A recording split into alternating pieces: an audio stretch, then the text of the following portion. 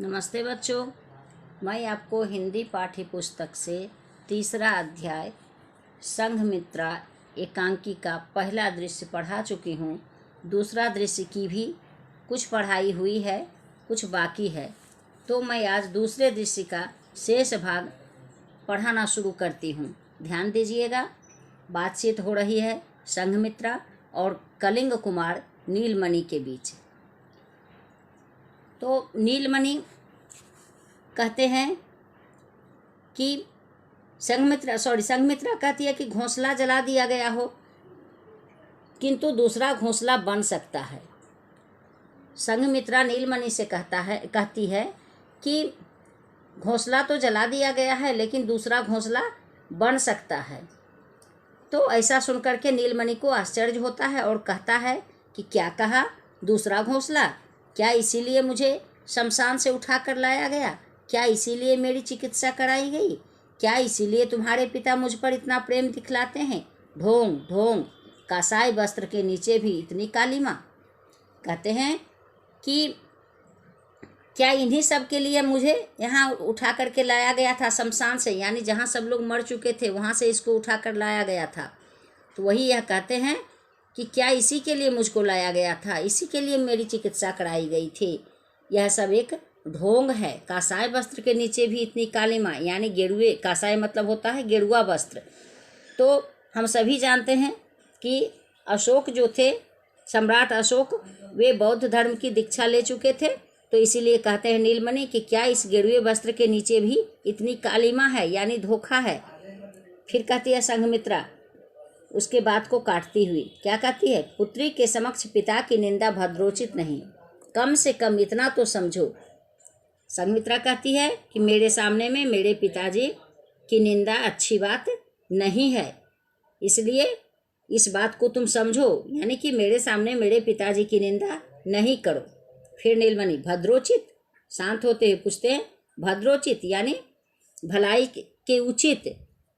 तो ऐसी समझ मुझ में आती राजकुमारी। नीलमणि कहता है कि काश ऐसी समझ मुझ में आती, यानी मुझे भी ऐसी समझ होती। एक दिन मैं भी भद्र था, यानी भला था। हम भी भद्र थे, यानी हम लोग सभी भद्र थे, भले थे, किंतु हमारी सारी भद्रता को तुम्हारे पिता ने लाशों और लोथों से ढक दिया। क्या कहते हैं कलिंग कुमार कि हमारे भलेपन के, यानी हम भी कभी सज्जन व्यक्ति थे, लेकिन हमको तो तुम्हारे पिता ने क्या किया, लाशों में बदल दिया। यानी कलिंग के लोग जो मारे गए थे उसके बारे में नीलमणि कह रहा है। फिर संघमित्रा कहती है, अतीत का गीत दोहराने से कुछ नहीं होता कुमार, हम वर्तमान को देखें, भविष्य की चिंता करें। तुम चाहो तो कलिंग का भाग्य सूर्य फिर 16 कला से दीप्त हो सकता है। संघमित्रा कहती है कि अतीत के बात दोहराने से कुछ नहीं होता है, हम वर्तमान की ओर देखें, यानी मौजूदा समय की ओर देखें, जो समय अभी चल रहा है। भविष्य की चिंता करें और आगे जो आने वाला समय है उसकी चिंता करें।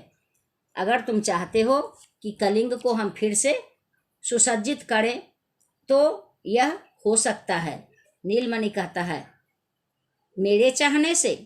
आश्चर्य होता है नीलमणि को और पूछता है कि क्या मेरे चाहने से ऐसा हो सकता है? संघमित्रा कहती है, हाँ, तुम्हारे चाहने से। नीलमणि, मेरे चाहने से? मैं यह समझ नहीं पाया। अब नीलमणि फिर आश्चर्य से कहता है कि मेरे चाहने से यह सब कैसे होगा, मैं समझ नहीं रहा। संघमित्रा कहती है, अभिनय करते हुए जमीन की ओर देखते हुए कहती है, समझोगे राजकुमार, समझोगे। नीलमणि कुछ हतप्रभ सा, तुम्हारा मतलब?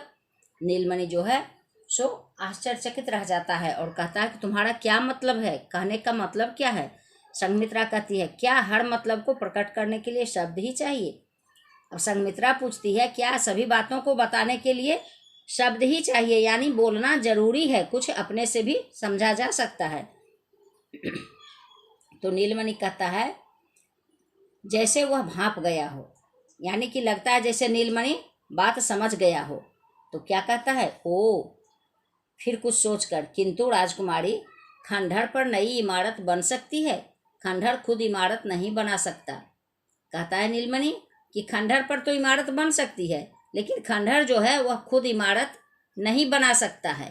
जो उजड़ गया, जो नया आएगा वह नया आएगा। कलिंग के अनेकों राजपुरुष और राजकुमारों के साथ ही यह तुच्छ नीलमणि भी मर चुका है। क्या कहते हैं कि जो नया आएगा वो नया आएगा, जो उजड़ गया सो उजड़ गया। यानी नीलमणि जो है सो अपने आप को उजड़ा हुआ समझता है और आने वाले को नया समझता है। इसीलिए कहता है कि जो उजड़ गया वो उजड़ गया। यह जो तुम्हारे सामने खड़ा है वह नीलमणि नहीं है, यह नीलमणि का भूत है।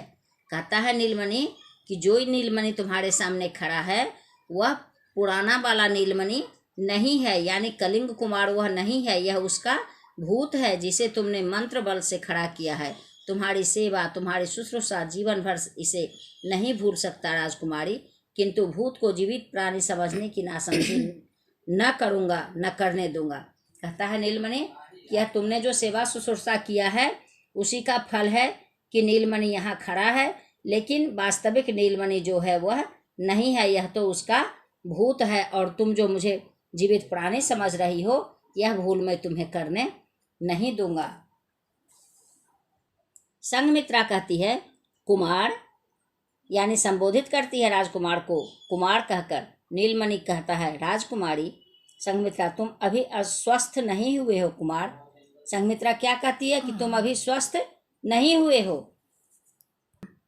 नीलमणि और ना हो सकूंगा राजकुमारी, मेरी मानसिक स्थिति तुम लोग नहीं समझ सकते। विजेता और विजित की मनोदशा में आकाश पाताल का अंतर होता है। दोनों बिल्कुल दो वस्तुएं हैं। न तुम लोग हमें समझ सकोगे न हम तुम्हें समझ सकेंगे। हम समानांतर रेखाएं हैं, एक बिंदु पर मिल नहीं सकते। अब नीलमणि समझाता है संघमित्रा को कि मैं स्वस्थ नहीं हुआ हूँ और न ही होऊंगा, क्योंकि इसकी मानसिक स्थिति जो है वह कोई समझ नहीं रहा है। बतलाता है नीलमणि कि विजेता और विजित की मनोदशा में आकाश पाताल का अंतर होता है। यानी उसके संघमित्रा के पिताजी जो हैं सो विजेता हैं और नीलमणि विजित है, यानी इस पर उसकी विजय हुई है। कहते हैं हम समानांतर रेखाएं हैं, इसलिए एक बिंदु पर कभी नहीं मिल सकते, यानी उससे कभी इसका मेल नहीं हो सकता है।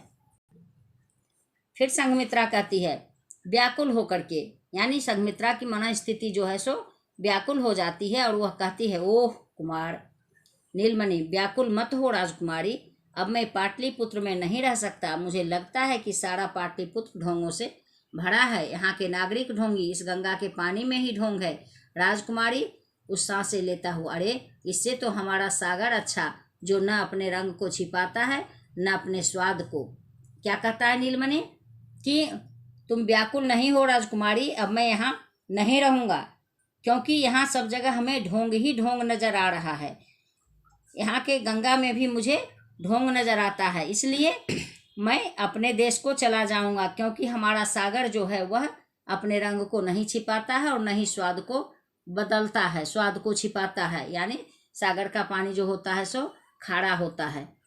संसार भर का विष पीकर जो नीला बना है, संसार भर के आंसू आत्मसात कर जो खड़ा हो चुका है, जो अपनी जगह नहीं छोड़ता, जो अपनी मर्यादा नहीं तोड़ता, बस उसी का तट शायद मुझे स्वस्थ कर सके। मित्रे कहते हैं कि मुझे उस सागर का तट यानी किनारा ही मुझे स्वस्थ कर सकेगा, यानी कि मैं जब अपने जगह पर जाऊंगा तभी अपने आप स्वस्थ महसूस करूंगा। फिर संघमित्रा कहती है बस करो राजकुमार। संघमित्रा अब मना करती है नीलमणि को और कहती है कि अब ऐसा कुछ नहीं बोलो। नीलमणि मित्रे अपराध बोध करते हुए क्षमा करना राजकुमारी, तुम्हारा नाम लेकर पुकार दिया, यह पहला और अंतिम अपराध हुआ, क्षमा करो। वह झटपट चल देता है। क्या करता है नीलमणि, उसको पुकारता है संघमित्रा को और कहता है क्षमा करना राजकुमारी, और इसके लिए क्षमा मांगता है क्योंकि वह राजकुमारी का संबोधन नाम लेकर के करता है और कहता है कि मुझसे यह अंतिम अपराध हुआ है। फिर यह कहते हुए वह वहाँ से चल देता है। सम्राट कुमारी मित्रा देखती रह जाती है और संघमित्रा जो है वह देखती ही रह जाती है। तो दूसरा दृश्य आज यहीं समाप्त होता है। नेक्स्ट डे मैं तीसरा दृश्य पढ़ाऊंगी। धन्यवाद।